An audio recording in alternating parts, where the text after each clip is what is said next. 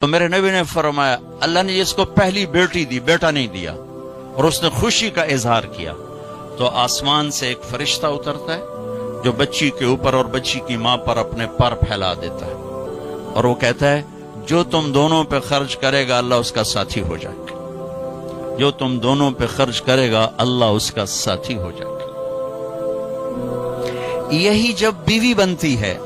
پرائے گھر جاتی ہے تو میرے نبی نے فرمایا اس کائنات کی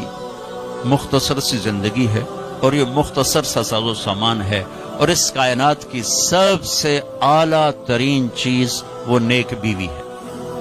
اس کائنات کی سب سے اعلیٰ چیز نیک بیوی ہے اور آپ نے فرمایا خیرکم خیرکم لأہلہ، اعلیٰ درجے کا مسلمان وہ ہے جو بیوی سے حسن سلوک کرتا ہے۔